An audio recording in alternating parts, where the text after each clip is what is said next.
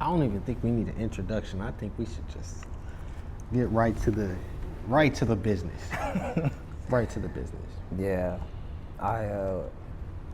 we were just talking about how it's really important to maximize your opportunities, even when things may not be going the way that you want them to go.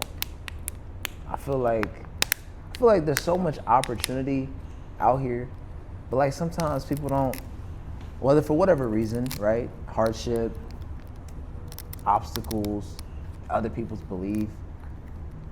Yet, I still think there's a lot of opportunity, and it's like if we don't take advantage of it, it's hard to just ponder on, why things aren't going my way. But it's like, how do you kind of handle that adversity, right? How do you kind of still make the most of a moment, even though it's not what you intended? I feel it. I just feel like there's so many talented people in this world. You know what's crazy? Yeah. I feel like every person in this world is a talented person. Yeah. I feel like because we are all made in the image of someone that has created so many undescribable non-human beings. Mm-hmm. Considering we're all made by that individual, I think that we all have it in us. It's just the matter of taking those opportunities and realizing and recognizing the right opportunities to let that thing blossom that's inside of us. I guess I agree. I'm always fascinated with the things that we see that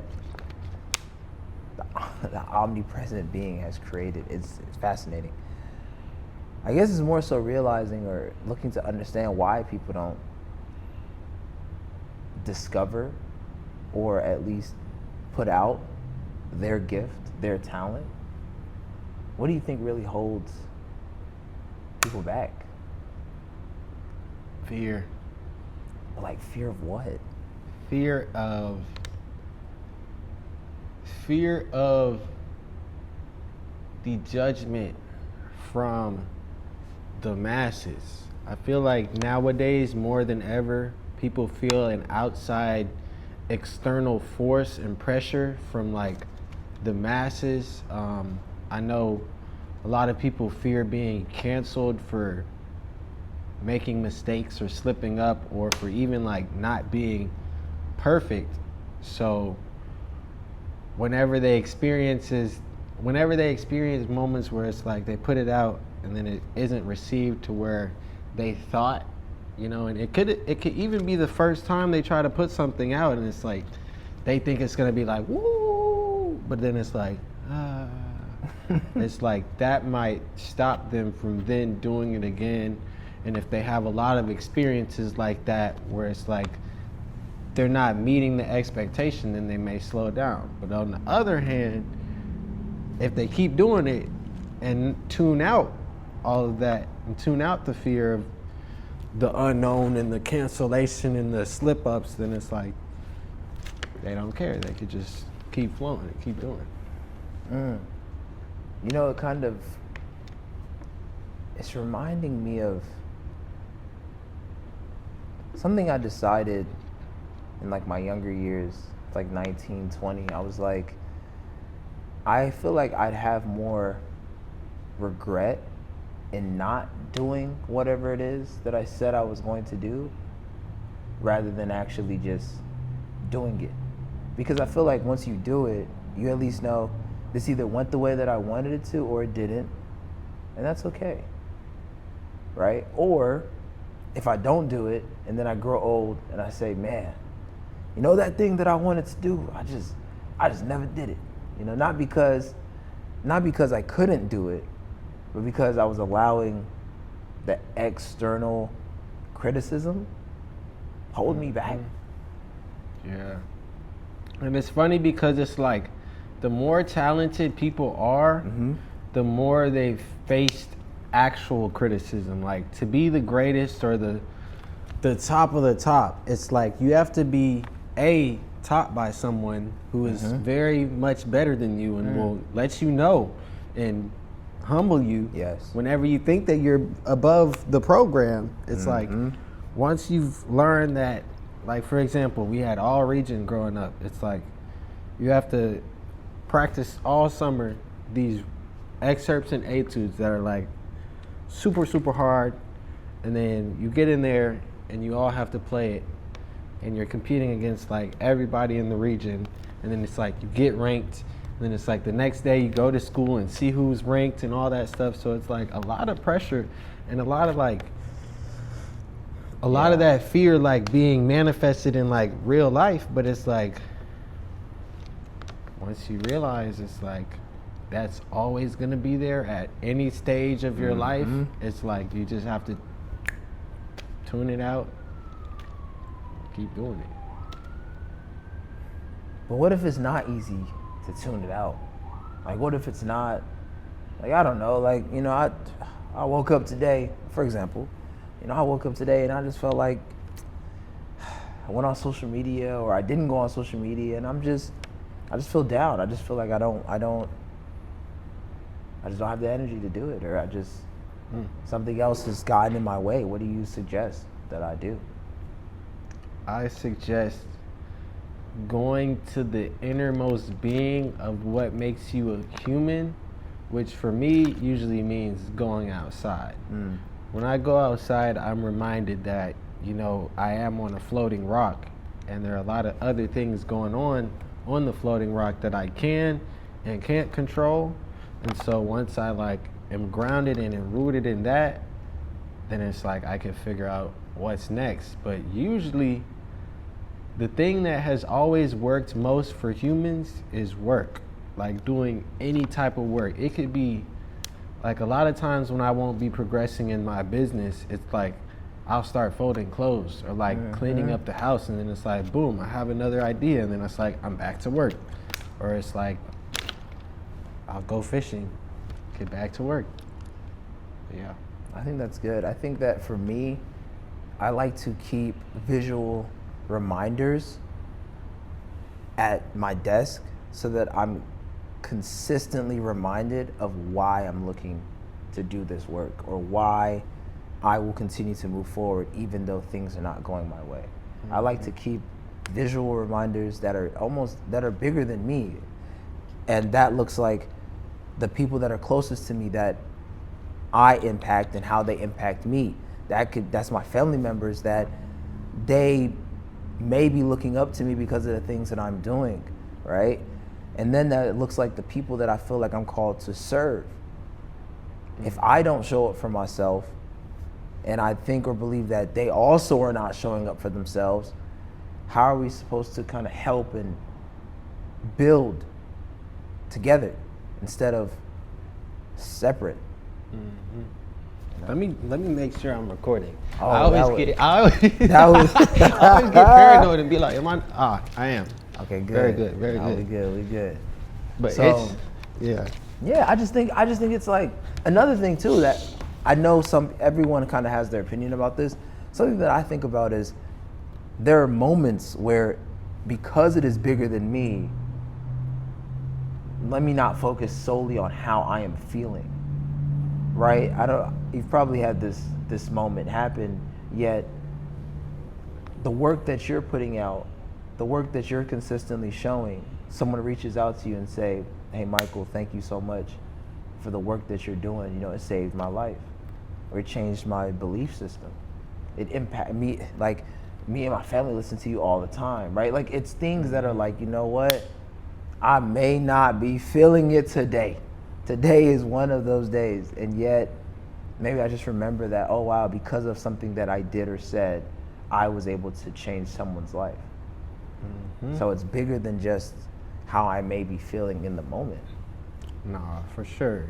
I think with the events and with me having done so many events in the same place where city. It's like it might be 100 people one day and then 1 or 2 people one day or 6 people one day. It's like it might flood one day Man, that's true. It's flooded multiple times. We had something flood here, and it's like that could have discouraged us every time from like continuing to do it, continuing to show up, even when we didn't see a lot of ticket numbers leading up to it. It's like we can't stop all of the motion because we fear that we'll be perceived a certain way if nobody shows up. It's like, if anything, if nobody shows up, that's more of a testimony for the next time to be like, hey, nobody showed up. Y'all coming through next time? Like I saw this viral clip of this dude, like he was just doing his comedy to a room with one person in it, and it's like it was just showing the back and forth, and he's like, yeah, I mean, we're here now, we kind of stuck, like it's just me and you going back and forth, but it's like that's powerful. Type of energy takes you to like the stadiums, and then in the stadiums you could be like, dang, and Buddie Roe walking in. That's legendary. And I also think too, the amount of conviction that you have when you do an event and something may not be going your way, and then you still choose to show up the next following week or the next month, and you're like, I still made this happen, even though what it is that I was desiring the outcome didn't come to fruition, yet I'm still willing to show up, and I'm still willing to put in the effort no matter what. I think that that's the beautiful thing of ownership. I think that's the beautiful thing of community, in the sense of like, I have a certain level of conviction because I showed up for myself, even though other people were not willing to show up for me. Right. And it's like, we're people at the end of the day, right? Like things happen, we get it. It's like, for the individual who was looking to host that event, for it not to go the way you intended, it's like, it can never, how do I show up still? You can never, like, you have to have the mindset of I'm never losing. Facts. Like, and especially if you're in the non-profit, everybody says like, I have nonprofit, I have this vision where it's like I'm for the community and all this, and it's like they're like that until there's no money involved. When they take the money away, or when it's like we have to put our money forth to put something on for free, where we know we're gonna 1,000% lose money on it, it's like the people that can do that understand it. Everyone else that complains about not having people or not reaching whoever they want to, it's like they weren't in it for the right reasons anyway. It's like, if you can change one life, then it's like you've won. And that mindset, and even knowing that if you curated a vision, even just like the creative vision, making it happen, and like all the work that goes into just setting something up, if you can't even like be grateful for that coming together, and you won't make it. It's like, what are you doing it for?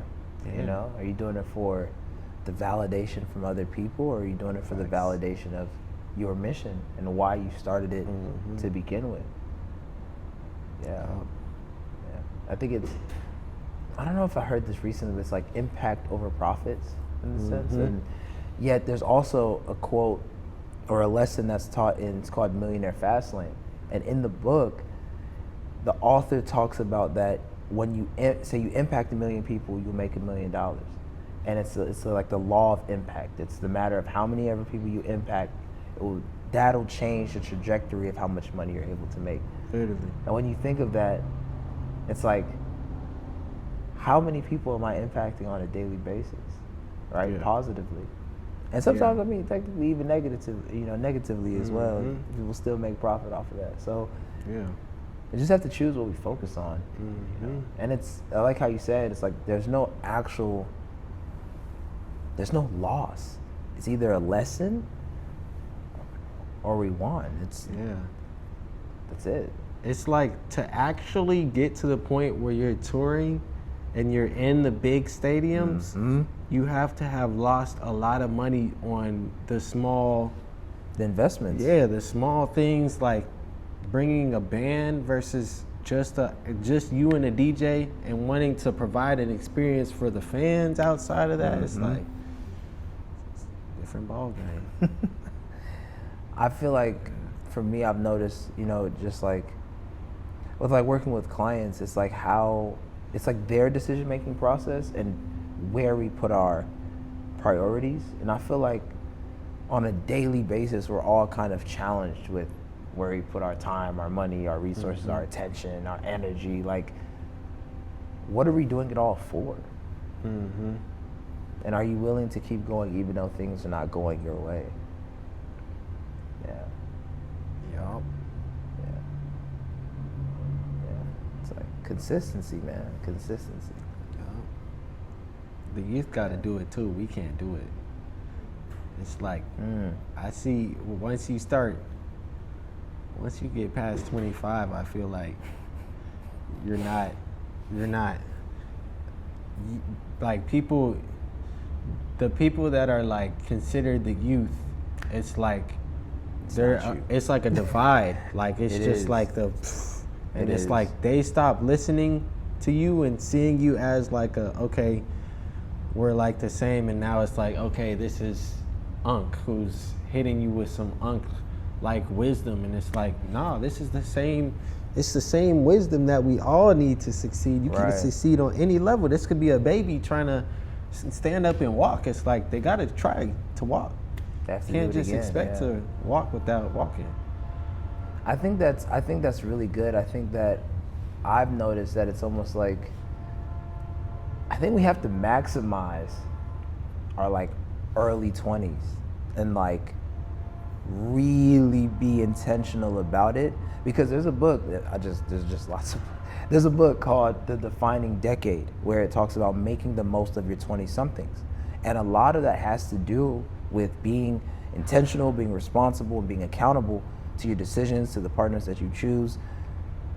Because like in your 20s, it's going to set up your 30s, your 40s. So when people say, oh, I have time, it's like, yes, you do. And also we acknowledge the fact that we don't know what tomorrow looks like. My challenge to young adults would be that, like, please make the most of if you're still in high school. Like, anytime I have the opportunity to go back to high schoolers, I'm like, you guys, you don't understand like what you have right now. A lot of freedom too nowadays, like exactly, to dream anything. The things you're able to create, I look at it as, I go back to schools and I'll tell the students, I'm like, please ask your teachers questions, come from a place of curiosity, and just keep on looking to make the most of whatever it is that you want to do at a young age.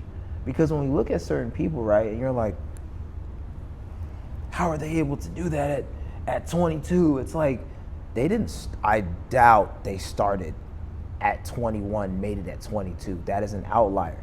Yet the people who started at 16, 17, 18, they used their whole high school pretty much timeline to literally catapult themselves into their 20s.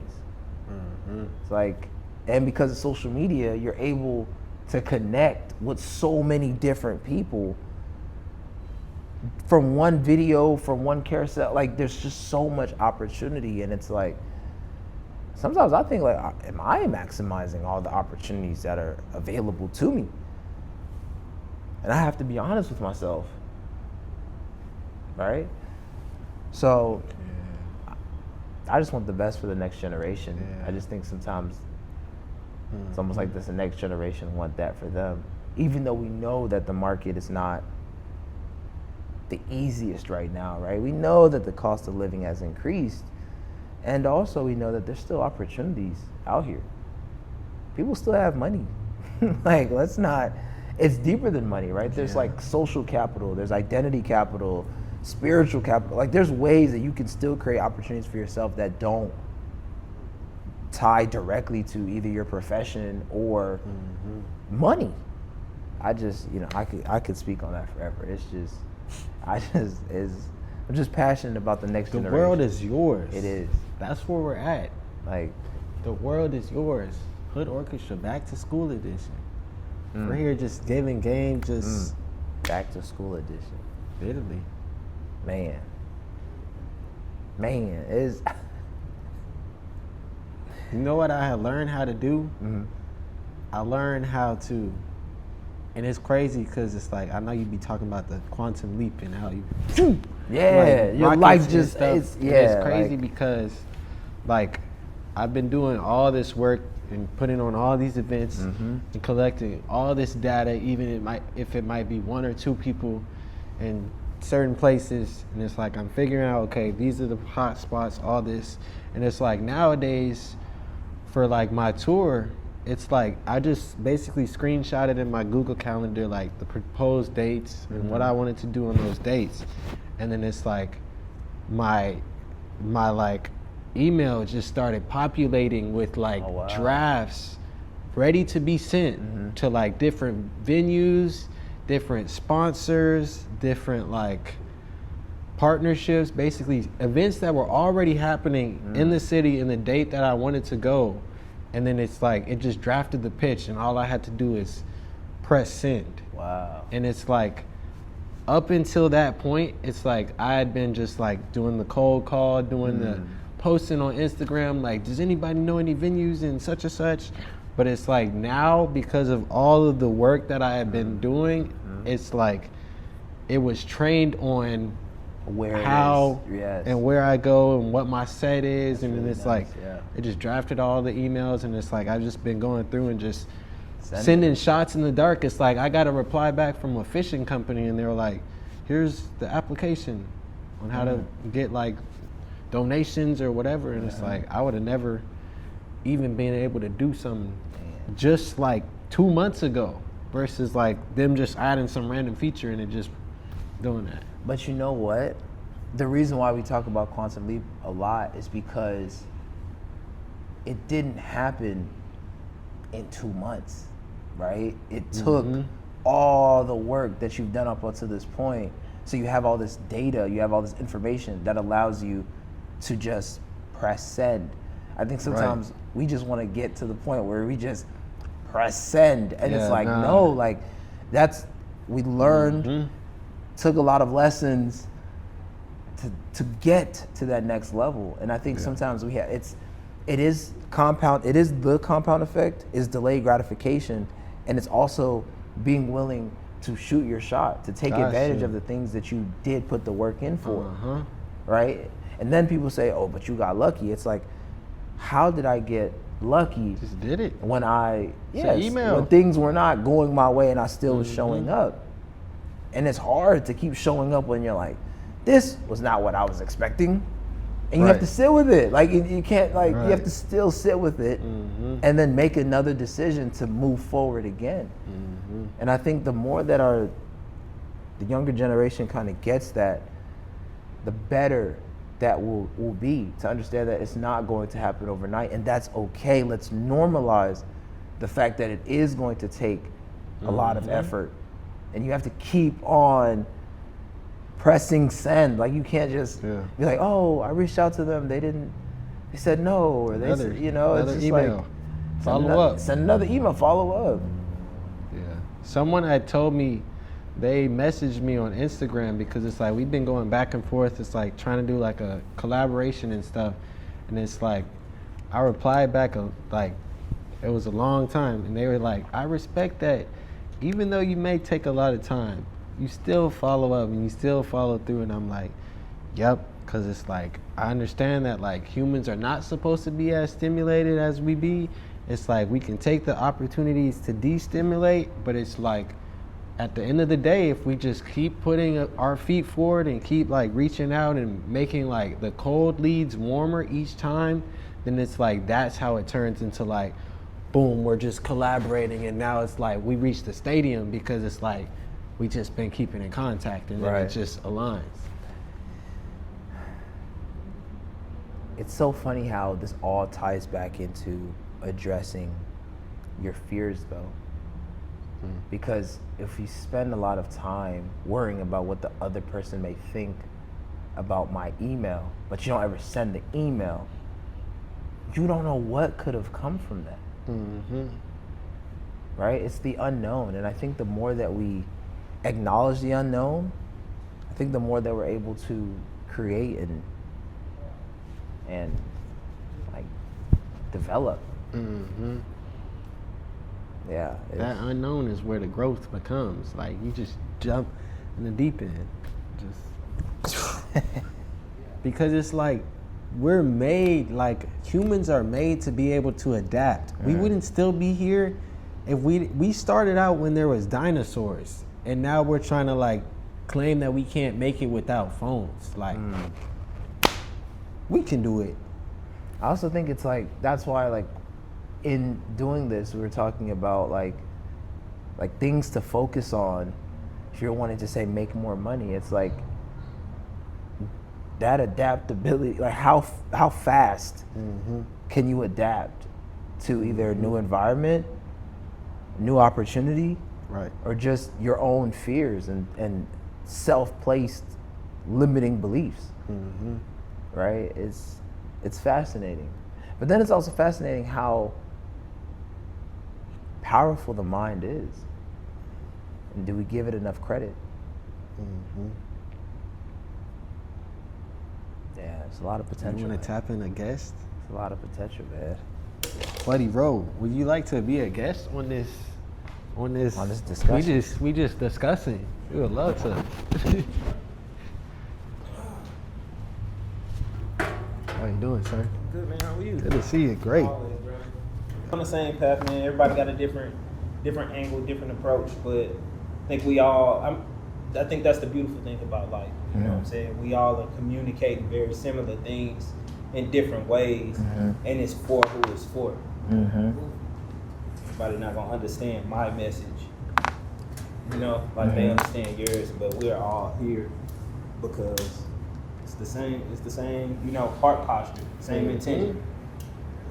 That's why I think, like, being intentional is so important too. Because, you know, sometimes, like, something I had to learn, like, in my early 20s was not, like, every opportunity was not meant for me, in the sense of, like, yes, I could do that, yes, I could do that. And it's like, there's a sense of, yes, go and grow, yet also the sense of, does this actually align with the person I'm looking to become, right? Like, it's like, I have to decide, because if I don't decide, then I'm just wandering, and I'm doing what other people think is important or good, but I'm not doing the things that I'm like, but this will actually move the needle in my life. Like, this will actually change my future, right? So I just, like you're saying, like, heart posture, and also just like how, like, intentional are people being with, like, their relationships and their friendships. For sure. Yeah, it's all about what aligns with you. That's why I named my company, like my clothing company, is Avenue Aligned. You know what I mean? Because it's like, the avenue is a path, and of course a line just means that it's a line. Like, I had to look back at all of the things, like what y'all was just saying earlier.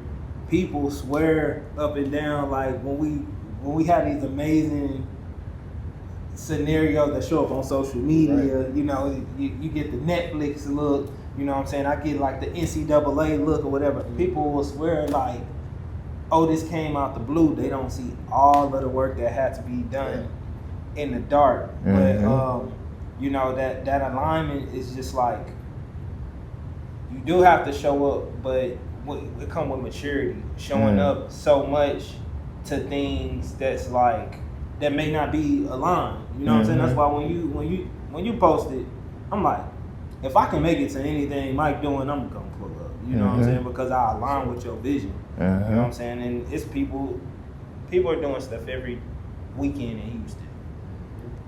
Don't align with it. I used to think that was the thing that was gonna move the needle. Right. Because that's what you indoctrinated to think, especially coming from a rap perspective. It's like the hustle culture or the grind culture. When I say grind, I'm thinking about it from a different perspective. I think about it like grinding the old version of myself. Not grinding as far as like, the more I do, the better off I'm gonna be. It's like, you know, the more I do in the right spaces, the better off I'll be. Facts. And that's good. The more I do in the right spaces, right? And taking the right action in the right spaces. Yeah. And it's like, the more that we focus on that, it's like we normalize doing more of the right things, but it's hard to know what the right things are if you don't know what it is that you want. Yeah. Like, I remember it's like 2 years ago, I was in a conversation with someone who's doing $1 million deals with like apartment complexes here in Houston. Yeah. And she told me, she said, she's like, I'm going to tell you right now, one of the most important things that you need to know from this conversation is what is it that you actually want? And it's like, if you don't know what it is that you want, it's like, how can other people even help you get there? Right? So that's a deeper conversation too, though. Like, we look at it, a lot of times we look at it like business. That conversation is not a business conversation. You know what I'm saying? That's something that you honestly have to look within for. Mm-hmm. And like, you know, a lot of this stuff that we're dealing with, yeah, we could look at the X's and O's, the stuff we put down on paper as business. But a lot of this stuff is like spiritual, mental, and things that we do in the physical to represent the state of our the state of our spiritual and our mental. So like say asking the question like, what do you really want? Mm-hmm. That's not something that's not a physical thing. Yeah. You know what I mean? Like, you gotta ask your soul, like, man, what do you want? What is the thing that's really gonna make you fulfilled? You know what I'm saying? I feel like a lot of people can't.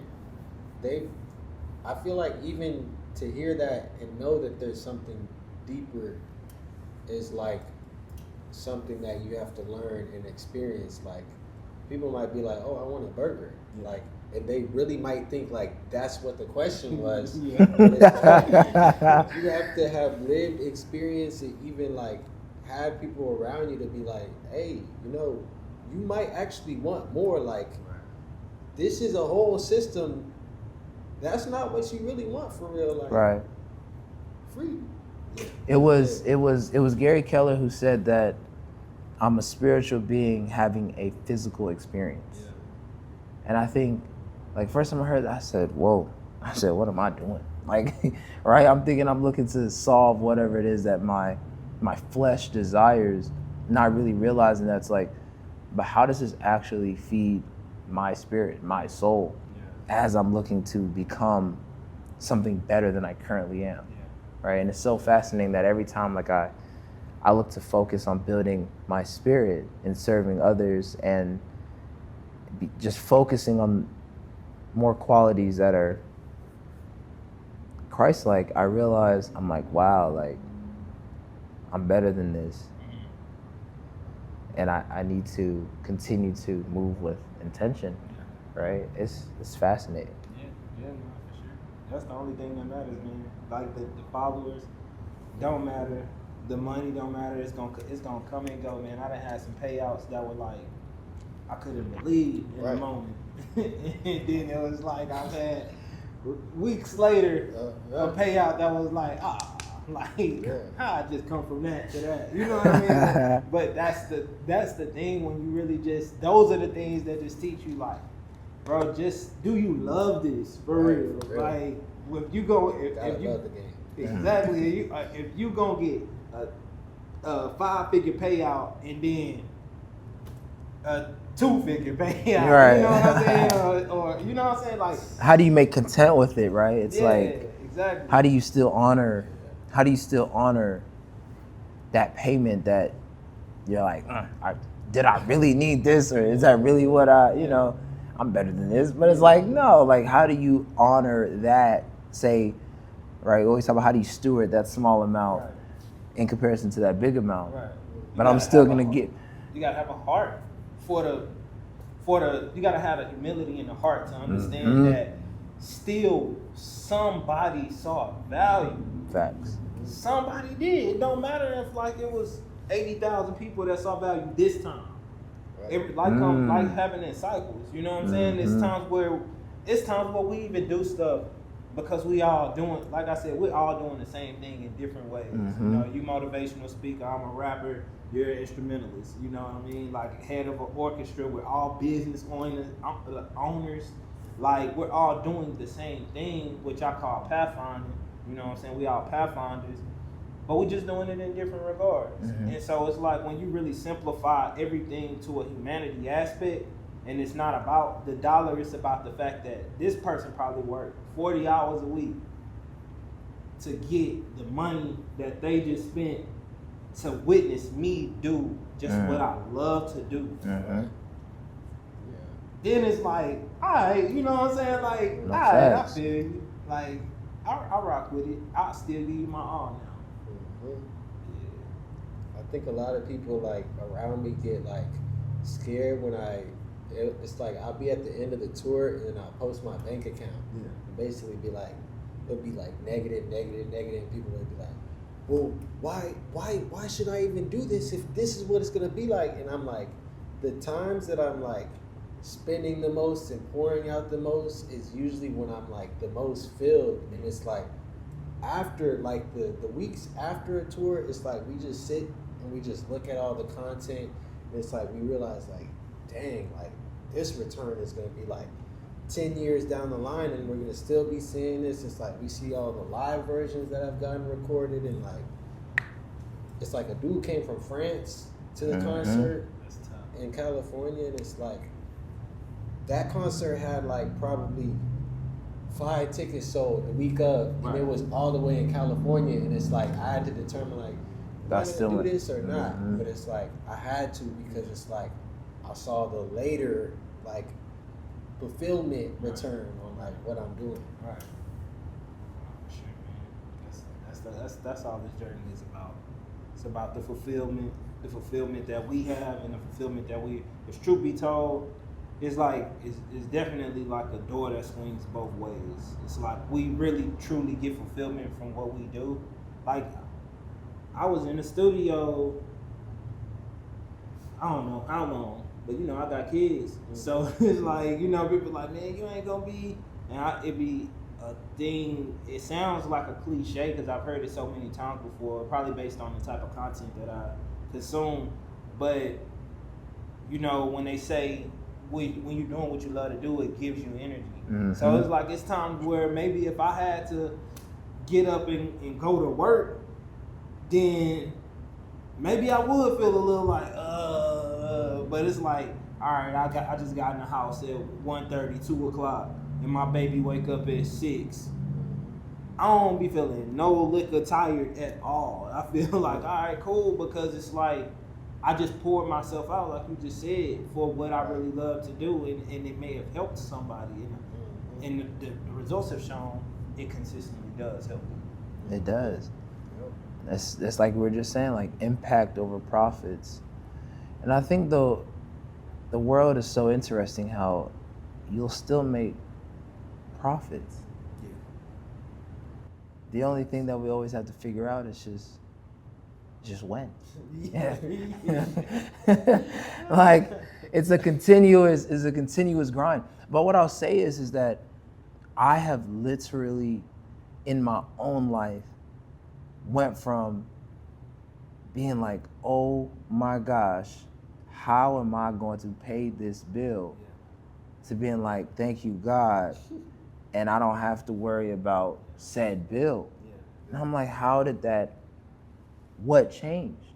And then you realize it's like, oh, because I found my path, right? Because I was consistent, because I paid my dues. Oh my gosh, my financial troubles have gone away. It's like, but it didn't happen by accident. It didn't happen by, you call it happenstance. It didn't happen randomly. It happened systematically. Of that, I had to work on my inner self. I had to decide what it is that I wanted, and I had to be consistent and show up. And then all of a sudden, God is good. And it's like, God has always been good. It's just that sometimes I guess we see it more often when our life is better, but how do we also act when we have to steward hardship, difficulty, and smaller amounts of profit? Right? So it's just like, and I'm just saying this as like a reflective moment of like, if I'm not going to be grateful for the $100, yet I'm going to show gratitude for the $1,000, what happens when I have the $100 happen 10 times randomly within the month? Did I still catch the blessing? Yeah. Did I miss it because I didn't see the $1,000 deposit? Right? Pushing it away from you versus like welcoming it. Exactly. Because who's to say the $100 can't turn to $200? Exactly. Right? Like who's to say the $200 can't turn to $400? $2 deposit the other day made a difference. It made a difference though, because then you start thinking, where can this money go? How can I use this money? Today, I was purchasing like audiobooks, and I was like, well, this book costs $13.68. So I'm thinking, where do I have $13.68 to cover this said bill, right? It's similar to be like, you received $100. Are you grateful for it? $100, that could be groceries. $100, that could be 2 full tanks of gas. It's, right? Yeah, for sure. But we're just like, where's my $1,000? It's like. It's ego though. And we all deal with that. Because at the end of the day, everybody here done put in a certain level of work. Man. Where it's like, you think, all right, I should probably be seeing this is what my account should look like. It's like it says who, but still like, but it's like, it's also like, I think about, recently, ironically, I've been seeing a lot of these videos where it talks about artists, musicians, making so many pieces of artwork or making so many different music tracks, and only like less than 15, 17% of them actually become #1 hits or become something worth talking about. But we're talking about they made 100,000 different tracks or different art pieces, right? And it's like, I'm looking at my 10 videos, my 100 videos that I made, and then I'm not where I want to be. It's like you're measuring the outcome wrong. Right? It's like, how many hours have I actually committed to my craft? That's why the number is 10,000. But then when you break the math down, it's over 5 years worth of work. Exactly. Right? It's like that you own. Yes, that you own. It's real estate at the end of the day. Right. It is. That's why I respect a lot like what you do. It's like you got so many bricks of real estate. You know, just like, catalog. It's like, it's real work. When something hit, everything just waterfalls. Mm-hmm. And you never know how it's gonna, like, for instance, sometimes I get like a payment from my distributor or whatever, bro, it be looking so disappointing. And then I get like the next month, I'll be looking at my stats, it'll be like, this song from way back in my catalog did this month. I'll be like, what? You're like, thank you though. Like, I appreciate it. Real estate, bro. It's real estate. Sometimes sometimes you could buy a house in Black Dynasty, Mo City, Bel Air. You know, you got 3 houses. 2 of them might not be popping right now, but that one might pop, and it just satisfy everything you need so much for that moment that you may be able to take that. But won't. All right, look, these are the couple things that I was looking at the house in Bel Air that maybe we could fix, and that may be the game changer that make that house pop. You know what I'm saying? So it's like, it's funny too, because a lot of artists, they'll like complain about like how much Spotify specifically pays for streams, and I'm like, there's so many other places that you need to be registering and even like copyrighted. It's like people could probably make more like doing a copyright strike on someone that stole their music and made a bunch more than they're trying to get from Spotify per stream. And it's like, have you registered the publishing? Have you registered your sound exchange? Like, all that stuff that it's like, we just be complaining and just venting and expecting, but it's like, there's so much other work that could like go crazy. Like, they pay way more across the world than they do for US streams, but people don't know that because they just focused on like TikTok or what they've been told. And the thing is, it's like, when we live in a world full of echo chambers.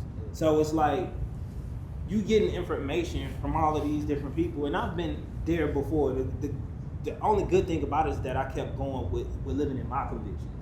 And so I was able to see certain aspects of like, actually, you don't have to approach it like this. And like you said, the most I've been paid off of music has never been from streaming.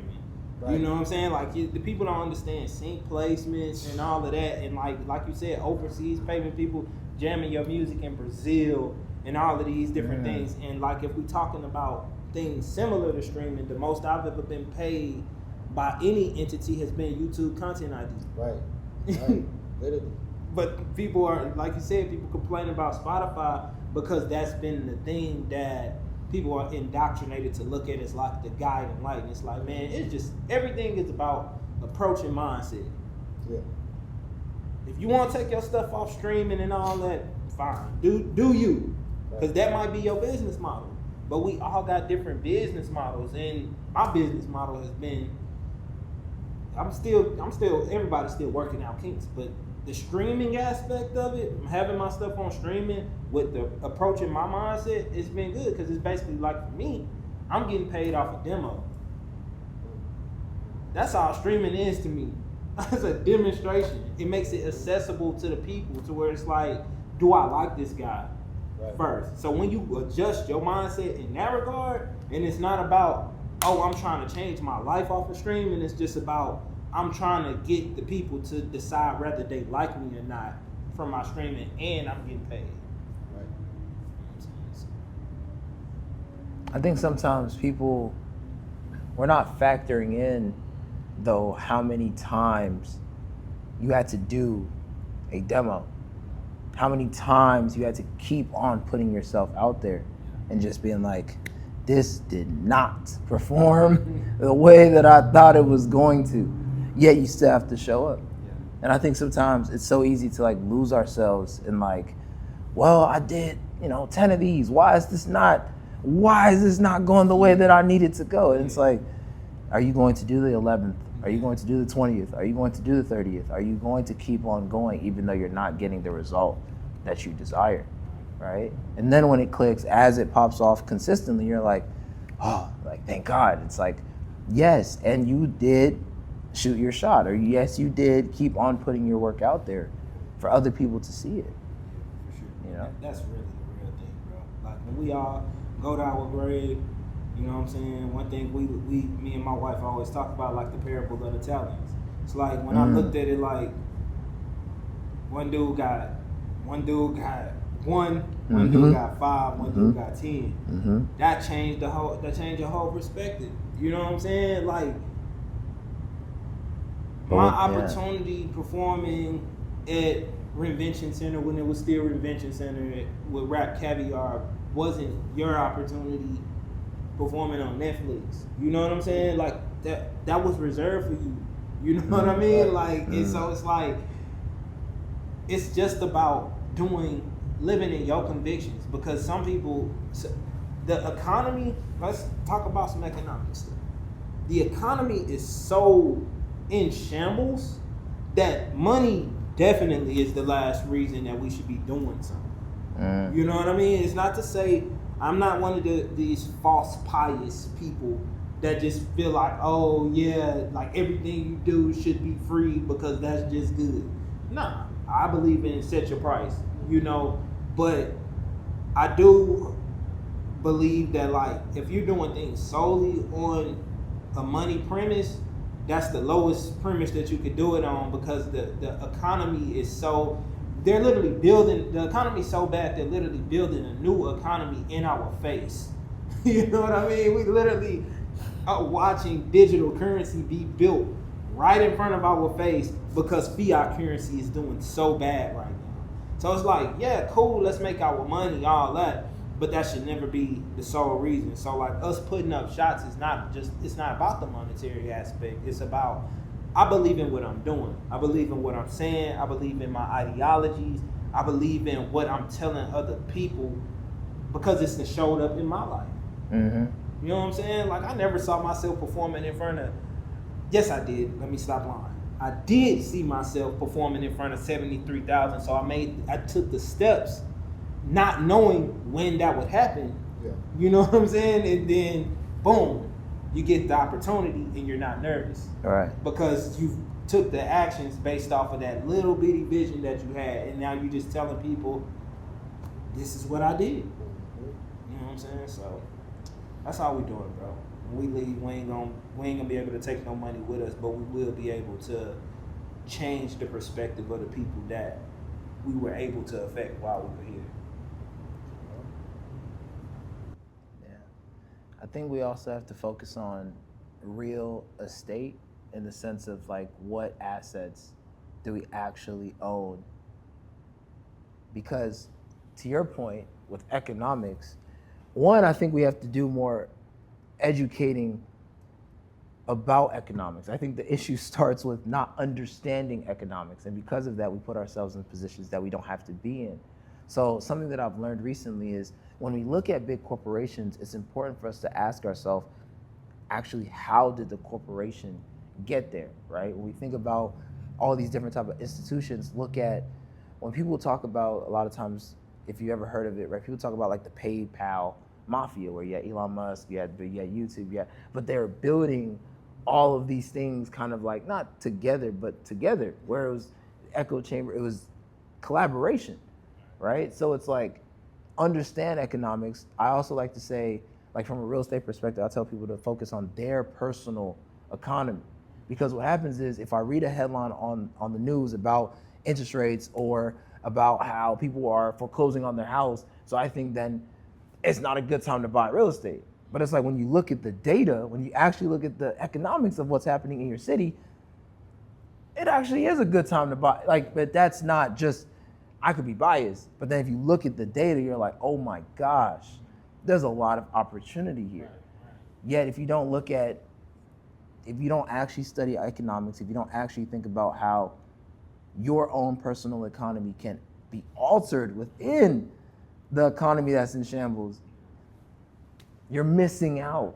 Like, you're missing out. Like, right. So it's the same way, if you're performing in front of 73,000 people and he's on Netflix, I'm thinking to myself, oh, so I'm looking at that. There are opportunities out here, right? If it's like people in your ecosystem are doing things, you're like, well, if they're able to do it, then I need to look at my plan and say, what is it that I can control or learn or do?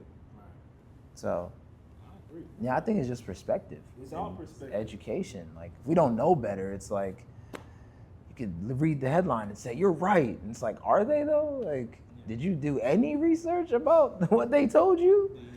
Do you think that there are platforms purposely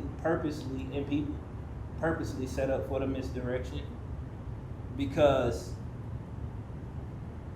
one thing I had to do was learn to intentionally shut off certain things. Like, I don't know about like in a motivational speaking like realm, but I know like in the music realm, you got so many platforms that's just telling you this is how you do things. And it's like, what we know is there is no set way of doing things. There's no set way of doing things. It's figure it out as you go and implement what you learn. That's it. And I had to get to a point where I started feeling like that. I'm like, man, are people really like sitting here giving out the misdirection? Or, you know, but it can be seen both ways, because some people may just believe in their method so much that they just giving their method and their conclusions that they came to, and they're presenting it in a way like this is the method and the conclusion to come to. And, you know, I just had to have a moment where I was like intentional about actually shut up, like y'all not me.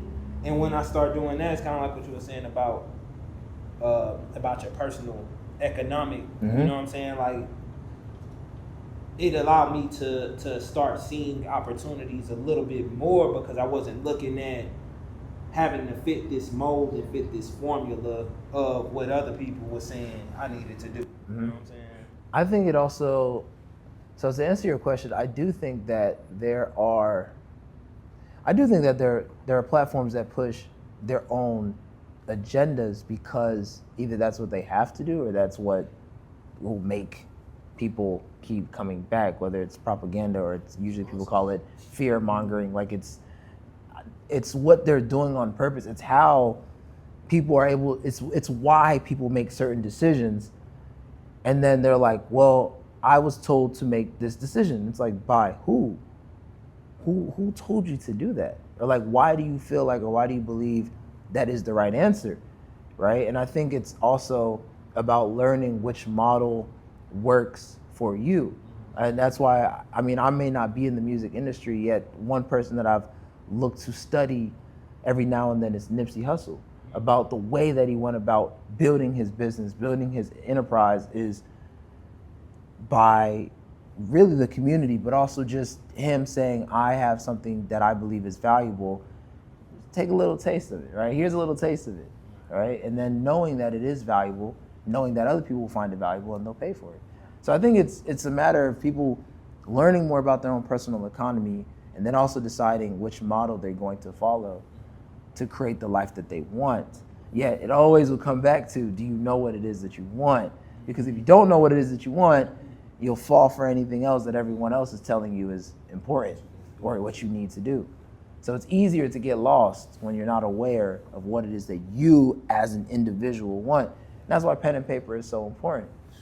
Because if you're not writing, or at least reading, you're just always on your phone, you kind of don't get to unplug from the information that we're constantly downloading by force, right? So it's systematic, and also we have to take responsibility for how we want to go about changing our economy. Yeah. It's full circle. It's full circle. I like what you said about pen. You said what? Can we ask questions? Yeah. So,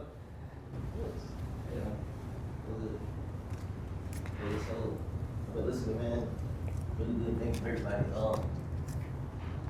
When do you feel, this is a question for anybody, when do you feel that you're ready, when do you know that you're ready for, let's say, over 10,000 followers, something like that? Should we underestimate the value of 1,000 followers? Because, some people, that's all you have, Shoot. I think that in 2026 nowadays, you can't underestimate the number of any amount of followers. Because it's like, back when I first started getting followers, it's like I'd get like, there was a point where I was getting like 5,000 followers probably a week. It was just coming in, like opportunities and all that. But it's like there were other times where it's like I was getting more like slow, sustained growth, but it's like I was doing stuff in real life that was like pushing that needle a lot more. So it's like, if anything, I guess following is good for like the vanity metrics, where it's like displaying to people and like they're like, oh, like that's a good number. But it's like, I feel like nowadays with this new interest media algorithm, where it's like someone might be following you, but they're not guaranteed gonna see it unless they're thinking about it. Like, I have days where it's like I'll get 2-3 likes on a post. Yep. It's like I have almost 1 million followers, and it's like I'm over here like, what's going on? And it's really like the interest, and it's a lot more algorithm based and interest based, which is honestly better if you have any amount of following, because it's really just about getting those followers interested, and it's really about that connection more than just, because it's like I've gotten to the point nowadays where it's like I know how to post where I get everybody's attention. It's like if I want to throw out something like controversial or whatever, it's like I can post and I can see the engagement rate spike. Also, anytime I post my girl, I know it's gonna spike because people are like super interested and invested. Lurking. Like, but it's like, I wouldn't count on any number nowadays, because it's like I really don't understand how sometimes having a bunch of followers, how they don't all see it, or they don't all sometimes just come to events without me just running a bunch of ads. It's Wild Wild West. Wild Wild West, man. Yeah. I would say for me, I don't have that many followers. Like, you look me up online, you'd be like, who's this guy? But like, because of the resume that I've built off of social media, most of the rooms that I'm in, like, I'm legit. And I'm not saying that in any type of like egotistical way. I'm saying that my social media is based off of people that really decide to follow me. But in real life, if I go and I set up an event and I have 20, 30, 50, 70 people in a room, and I'm the key person who is orchestrating the information, you'd be like, this person has something of value to offer. So I would personally say it's a matter of both, in the sense of social media allows me to connect with people who I may have never met in person because they live in another state. Yet I know that any opportunity that I create in the city that I live in, I also am able to speak to them face to face, and they can choose to follow me on social media, and it's better that way because now they're invested in the things that I'm doing and the person that I'm becoming. But it's easier for me to build a relationship in person than it is on social media, right? So I think for me it's been both, but I personally would put in-person experiences over social media. I think we all agree with that. It's a combination of both. And I would say, to rephrase, the question, don't underestimate the power of in person, because I think the power of social media has been overrated. You know what I mean? Because it's like, bro, it's people like being like what I do know, because again, that's my field. What I do know is artists with 1,000 followers that are bringing in their bank, that are touring, that are doing it. They doing their thing, and we've been deceived for so long to think, oh, 10K. Lil Baby done shut down concerts. The highest of the highest people done shut down concerts because they couldn't sell. But you got people with these what they call obscure accounts that are constantly selling out and touring America and touring overseas and all that. So it's really, social media is overrated, but it's definitely useful. You know what I'm saying? I have another thing on that point. Like email lists and like the data, it's like, although I have like almost 1 million, it's like I only might have about 1,500 to 2,000 emails that I haven't even yet really activated to be like emails. I think I got emails, phone number, like basically the city that they've attended an event in, and I think like their name. And so it's like that info versus just somebody following or somebody that might have streamed your music passively is like so much more important to be like, here's a physical link that I can just text you if I have like a new album or new release or something. But it's like the money that's made from just the couple of people versus just the thousands of people that just watch. It's like a lot of times I'll look at the metrics and I'll be like, there's a lot of people that just watch. Like they literally just scroll all day, and it's like, it's not because they're not supporting, it's just that social media is so like overstimulating nowadays that it's like they're gone. Like you see 3 different posts in one scroll nowadays because of the like proportions, and it's like it's hard. I got to piggyback off of that too. Do you know like Gucci, the brand Gucci? I was watching because I love fashion. I was watching a video and they were talking about how Gucci basically loses a lot of money on the front end because you may have 30,000, 40,000 people walking around with a Gucci belt, a Gucci t-shirt. They lose money off of those products though. They make all of their money back off of the few clients that actually buy their couture, which is the design dresses and suits and stuff like that. See, they're selling those for $50,000, $70,000, all of that, while this Gucci belt costs $100, but it costs $300 to manufacture it. You know what I'm saying? So they losing on that end, which I would correlate that to a social media post. You know what I mean? Like, okay, yeah, we're gonna post, we're gonna use the tool. However, the real selling points is our events that we throwing. Because the people that are on our email list are basically the people that are invested in our couture. They're the people that, because they took the extra step already. If I'm not invested, I'm not taking the extra step of signing up for nothing. I'm not putting in no information. I'm not putting in my name, my number, my email, my address, all of that, my email. I'm not doing that if I'm not invested. So you already won.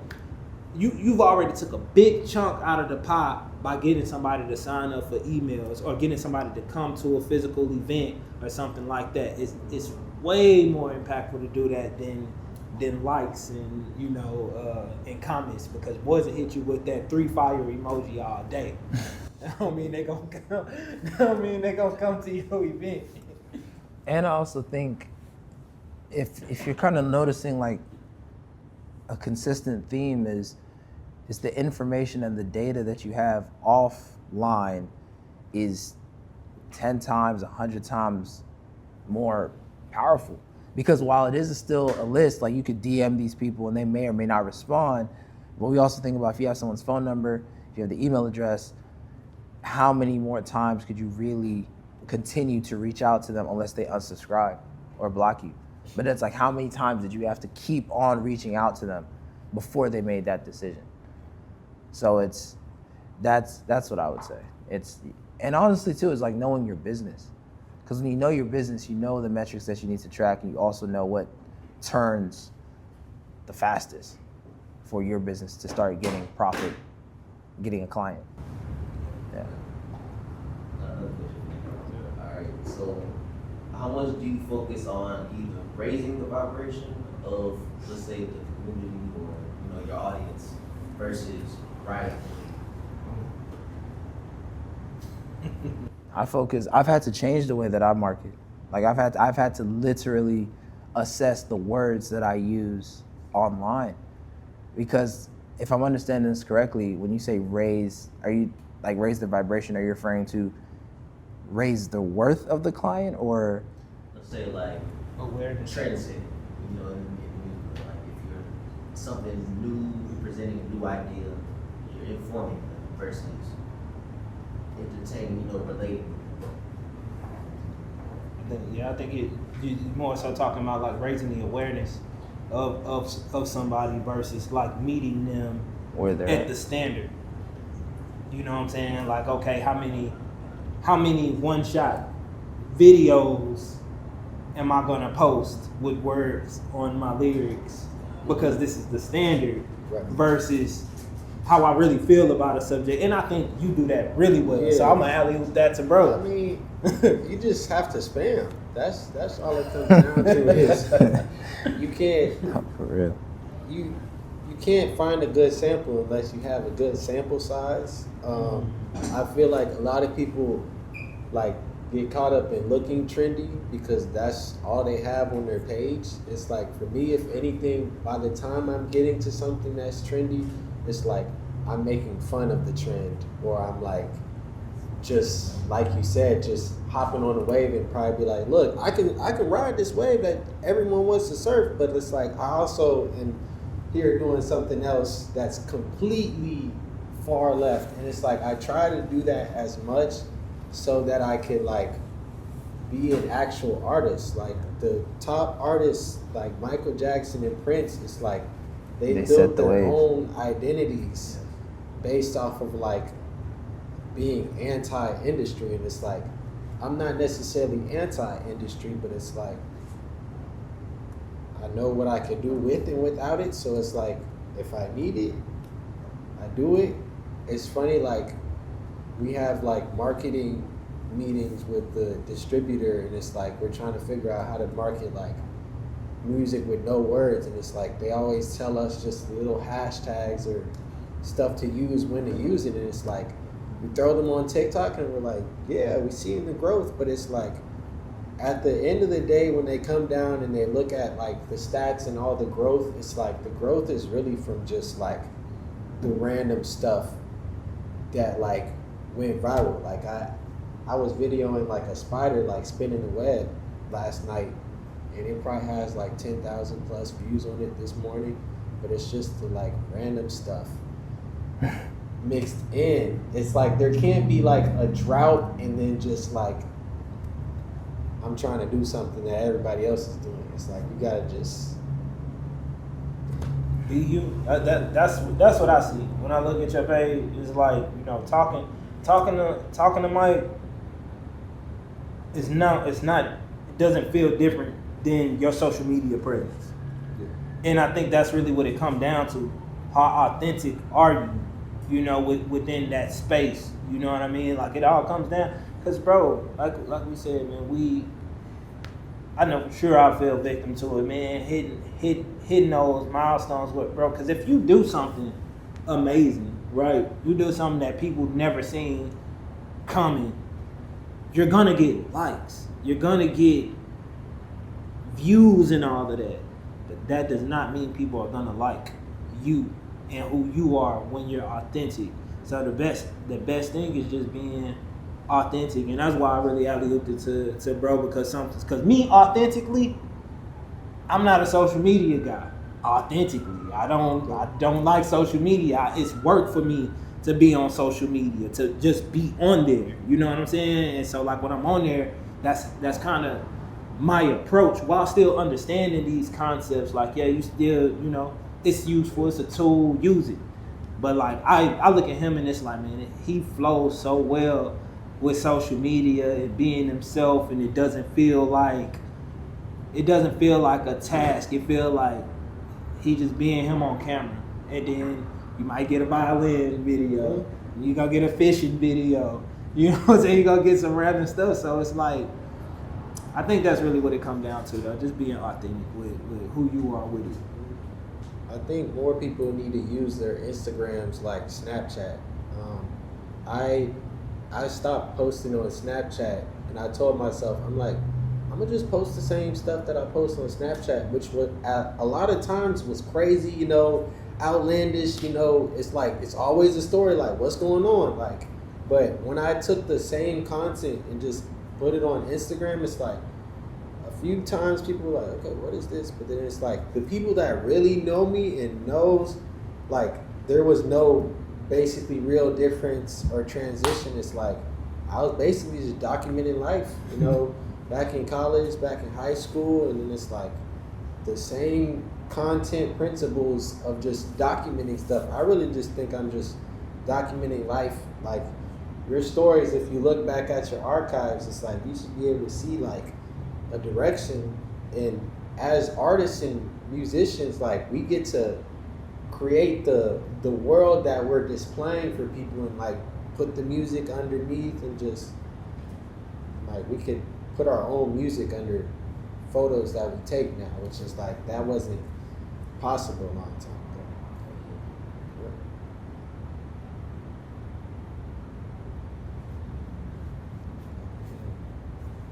It's 2:04. I'm trying to start the jam. Man, you know, I'm always here for the jam, bro. That's how we met, man. All right, well, that was episode, I don't know, of Hood Orchestra Podcast. That is, I'm here with Buddie Roe And Randy and Mbouge. At the World Is Yours, Back to School Edition. That's a wrap.